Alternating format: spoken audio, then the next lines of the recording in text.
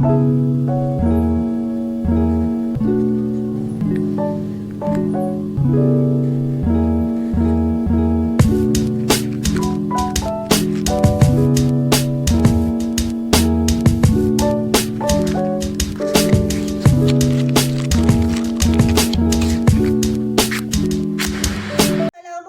students, how are you? I hope you all will be fine. आप लोग जो chapter पढ़ रहे हैं वो है ब्रायोफाइट्स एंड ट्रैकोफाइट्स का चैप्टर। प्रीवियस लेक्चर में मैंने आपको कैरेक्टरिस्टिक्स ऑफ ब्रायोफाइट एक्सप्लेन किए थे। इसमें मैंने आपको जो कैरेक्टरिस्टिक्स बताए थे उसमें सबसे मेन जो कैरेक्टर था जो कि ट्रैकोफाइट से इसको अलग करता है वो था नॉन वस्कुलर प्लांट कहलाते हैं ब्रायोफाइट। इनको क्यों कहते हैं नॉन वस्कुलर प्लांट? क्योंकि इनमें जाइलम और फ्लोएम के टिश्यूज मौजूद नहीं होते हैं। ठीक है, इसके अलावा भी इसके कैरेक्टरिस्टिक्स को एक्सप्लेन किया गया था कि ये मल्टी सेलुलर है, यूकैरियोटिक है, क्लोरोफिलस प्लांट्स होते हैं। इसके अलावा बताया गया था ये एम्फीबियस प्लांट कहलाते हैं, यानी कि इनका कुछ हिस्सा वाटर में मौजूद होता है और कुछ हिस्सा वाटर से बाहर होता है। और ये थैलोइड स्ट्रक्चर के होते हैं, मींस इनमें रूट, स्टेम और लीफ में कोई डिफरेंशिएट नहीं होता। इनकी रूट्स जो होती हैं वो हेयर लाइक होती हैं, जिनको राइजोइड कहा जाता है। ये क्या काम करती है राइजोइड? ये प्लांट को फिक्स रखती है किसी प्लेस पर। इसके अलावा जो कैरेक्टरिस्टिक्स बताए गए थे कि ये गैमेटोफाइट और स्पोरोफाइट दोनों तरह की जनरेशन इनमें होती है। ठीक है, ये कुछ कैरेक्टरिस्टिक्स थे जो कि एक्सप्लेन किए गए थे प्रीवियस लेक्चर में।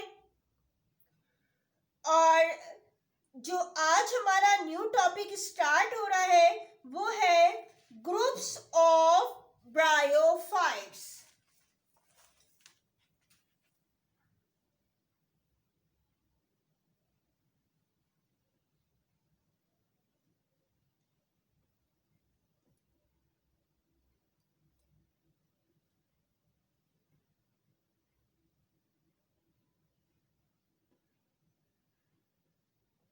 Groups of bryophytes.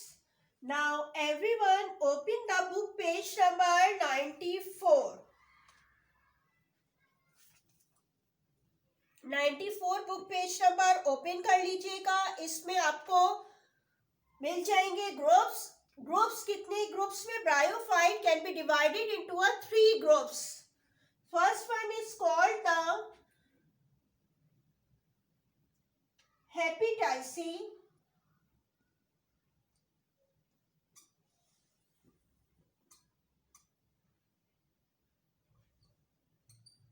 it is also called the liverworts.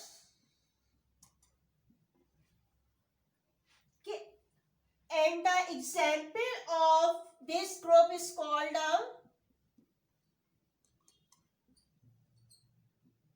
Markantia.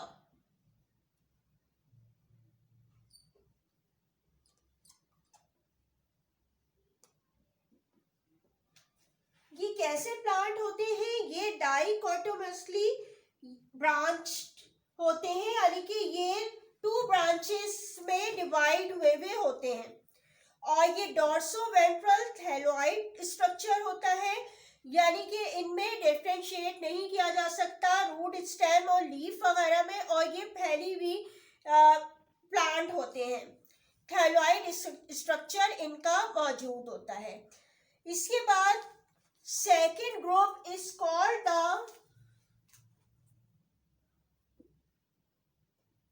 Muci. It is also called the mosses. And the example of Muci is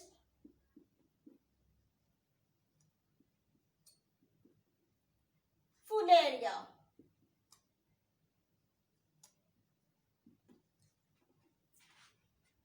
ठीक है, इनमें भी क्या मौजूद होती है? राइजोइड मौजूद होती है जो कि रूट की लाइक स्ट्रक्चर होता है, और ये फिक्स करने का काम करते हैं प्लांट को। इसके अलावा इनमें सीडो स्टेम एंड लीव्स मौजूद होती हैं, यानी कि जो प्रॉपर एक ट्रू रूट्स और स्टेम है वो मौजूद नहीं होती। And the third group is called anthocerotae.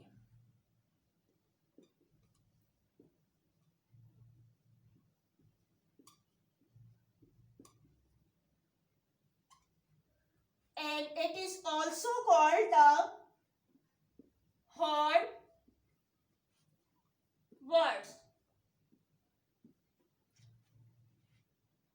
And example of this group is called the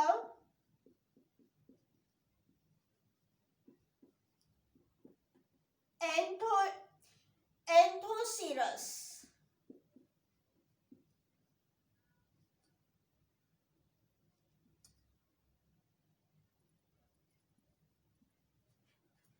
ठीक है, एग्जाम्पल इज कॉल्ड द एंथोसीरस। और दे हैविंग अब इस तरह इसमें किस तरह की होती है कैप्सूल, हॉर्न लाइक होते हैं। ठीक है, हॉर्न लाइक इसमें कैप्सूल्स मौजूद होते हैं इनके स्ट्रक्चर में। और ये ग्रुप्स थे ब्रायोफाइट्स के, इनको 3 ग्रुप्स में डिवाइड किया गया है। अब आ जाते हैं इसके स्ट्रक्चर ऑफ फुनेरिया। ठीक है, इसकी एग्जाम्पल आपने लेसन ए की है, म्यूसी की एग्जाम्पल है फुनेरिया। तो फुनेरिया की डायग्राम जो है आपकी बुक में है, तो अब इसको एक्सप्लेन करूंगी।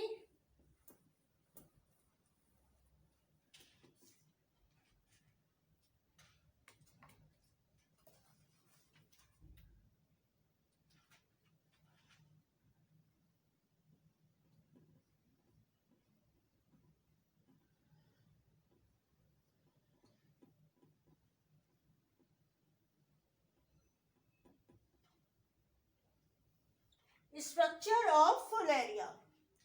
अगर हम इसका स्ट्रक्चर देखें कि किस तरीके से ये नजर आता है, तो इसमें क्या होता है कि इसके सबसे नीचे की साइड पे जो है हेयर लाइक प्रोजेक्शन मौजूद होती है, ये कहलाती है राइजोइड।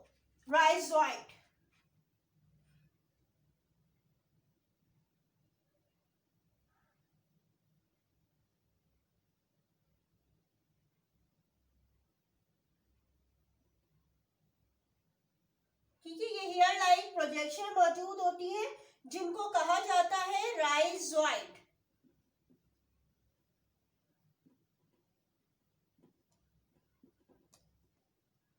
और ये क्या फंक्शन करती है, ये प्लांट को फिक्स करने का काम कर रही होती है। इसके बाद अगर हम इनका स्ट्रक्चर देखें तो ये किस तरह होता है, ये सीडो स्टेम होता है, यानी कि वैसे स्टेम नहीं होता, क्योंकि इसमें जो है आपको बताया था कि जाइलम और फ्लोएम के सेल्स वगैरह मौजूद नहीं होते हैं। और ये जो होता है सीडो स्टेम होता है इसका। और ये किस तरह अरेंज हुए भी होते हैं, ये ब्रांच भी हो सकते हैं।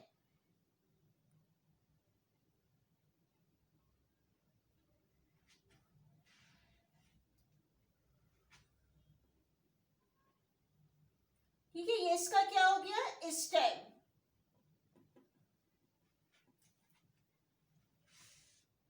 और अगर हम इनकी लीव्स देखें तो ये भी कैसी होती है, सीडो लीव्स होती हैं।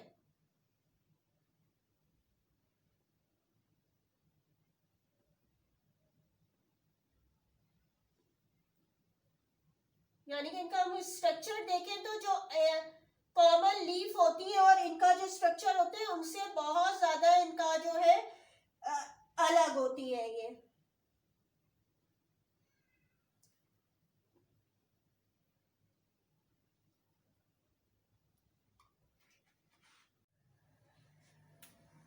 लीफ के बाद आ जाते हैं इनके ऊपर की साइड पे जो है वो स्ट्रक्चर लीव्स का इस तरह अरेंज हुए हुए होते हैं यहाँ पर। और ये जो होता है पार्ट, ये बेसिकली क्या होता है, इसका मेल पार्ट होता है।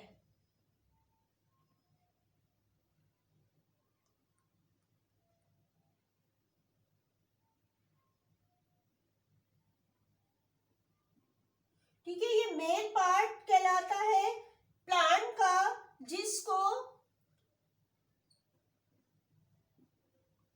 एंथीरिया कहा जाता है।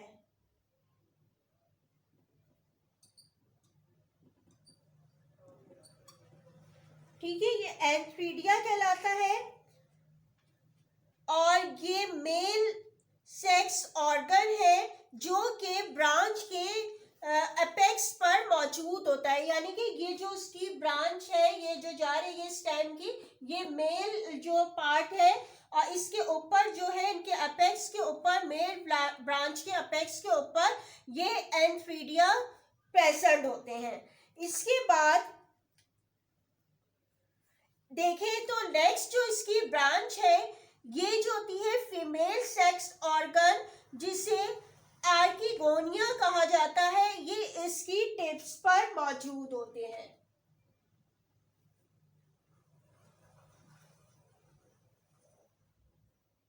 ठीक है, ये फीमेल ब्रांच है और जिसे हम आर्किगोनिया कहते हैं। ठीक है, ये जो है मेल पार्ट है और ये इसका फीमेल। ठीक है, ये आर्किगोनिया कहलाता है। अच्छा, इसके ऊपर आप देखेंगे कि एक लंबी सी रॉड लाइक स्ट्रक्चर नजर आ रहा होगा आपको, इस तरह।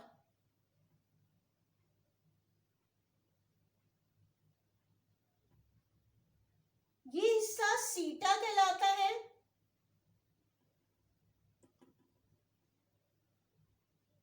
और इसके ऊपर की तरफ यहां पे जो है इसके इस तरह एक ओवल लाइक स्ट्रक्चर मौजूद होता है, जिसको कैप्सूल कहा जाता है।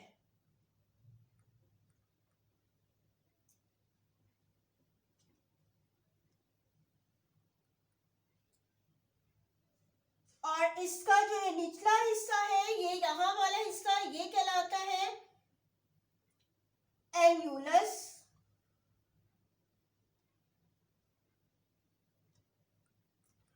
और इसके जो यहाँ पे टिप वाला हिस्सा है, ये हिस्सा कहलाता है ओपर्क्यूलम।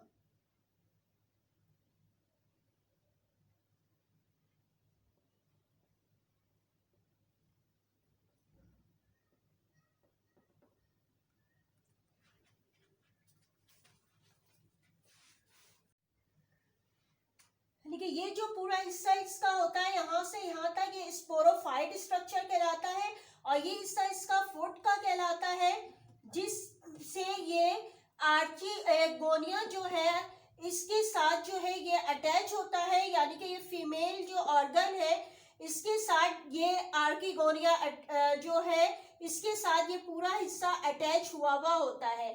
और ये जो इसका पूरा स्ट्रक्चर मैंने यहाँ पे ड्रॉ किया है, ये स्पोरोफाइट स्ट्रक्चर कहलाता है। यानी कि ये वाला हिस्सा पूरा जो है, ये पूरा हिस्सा ये कहलाता है स्पोरोफाइट।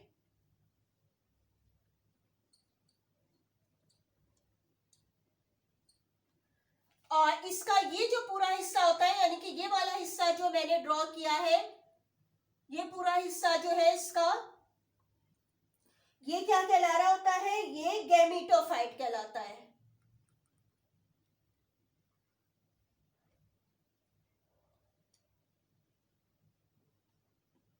ठीक है, ये पूरा हिस्सा गैमेटोफाइट और ये हिस्सा स्पोरोफाइट कहलाता है। और जब इसकी में फर्टिलाइजेशन का प्रोसेस होता है, यानी कि गैमीट्स जब फ्यूज होते हैं, तो ये क्या होते हैं, इसमें से स्पर्म्स जो प्रोड्यूस होते हैं, मेल ऑर्गन है, स्पर्म जो प्रोड्यूस होते हैं, ये फ्लैजिलेटेड होते हैं और ये जो होते हैं यहाँ तक पहुँचते हैं आर्किगोनिया तक। इसमें जाके अटैच हो जाते हैं। ये जो है ये एग प्रोड्यूस करते हैं, फीमेल ऑर्गन है, और इसके साथ फ्यूज होने के बाद फिर ये फर्टिलाइजेशन का प्रोसेस होता है। ये पूरा फर्टिलाइजेशन का जो प्रोसेस है, इसकी लाइफ साइकिल वो मैं नेक्स्ट क्लास में एक्सप्लेन करूंगी। अभी जो है इसका सिर्फ स्ट्रक्चर मैंने आपको समझाया है कि फ्लेरिया का स्ट्रक्चर किस तरीके से होता है, और इसमें स्पोरोफाइट और गैमेटोफाइट दोनों तरह की जनरेशन हो रही होती है, क्योंकि इसमें स्पोरोफाइट प्लांट और जो गैमेटोफाइट है यानी कि गैमीट्स वाला जो पोर्शन है वो भी एक साथ जो है वो प्रोड्यूस हो रहा होता है। आज तक के लिए आपका ये इतना ही है। क्लास 9 होमवर्क देख लीजिए। क्वेश्चन 1 पहले करवा चुकी हूँ। क्वेश्चन 2 है write groups of bryophyte. First you write on the centre heading groups of bryophyte. इसके बाद आपने groups bryophytes are classified into 3 groups 1 2 3 करके लिखेगा, और साथ में इसके एग्जाम्पल इसी तरह हेडिंग डाल के। ठीक है, ये आपका हो जाएगा। क्वेश्चन 3 है draw and label a diagram of structure of funaria. ये आपने डायग्राम ड्रॉ करनी है, बुक आपकी है, इससे आप ड्रॉ करेंगे। बुक पेज नंबर है 94। ठीक है, 94 से आपने पूरा स्ट्रक्चर ड्रॉ करना है। अच्छा, ये मैंने यहाँ पे देखिएगा क्रॉस किया, ये नहीं बनाइएगा, और ये लाइन जो ब्रैकेट है ये भी नहीं करना। ठीक है, ये पूरा बस स्ट्रक्चर इसका ड्रॉ कीजिएगा, और पूरी लेबलिंग सब कुछ लिखना है। और इसके बाद आपने हेडिंग डालनी है स्ट्रक्चर ऑफ फुनेरिया के। ठीक है, ये वाला जिसका कैप्सूल का अलग से स्ट्रक्चर बनाया हुआ ये आपने नहीं बनाना है, और ब्रैकेट भी नहीं। ये पूरा आपने डायग्राम सिर्फ ड्रॉ करनी है विद लेबलिंग। ये आपका कंप्लीट हो जाएगा। क्वेश्चन नंबर 3 सिर्फ डायग्राम है। फिर नेक्स्ट जो क्लास होगी उसमें मैं आपको जो है इसका लाइफ साइकिल एक्सप्लेन होगी, और इसके साथ ही जो है इसका फुनेरिया का पूरा स्ट्रक्चर को भी मैं लिखवाऊंगी। आज तक के लिए इतना ही था। Thank you. अल्लाह हाफिज़।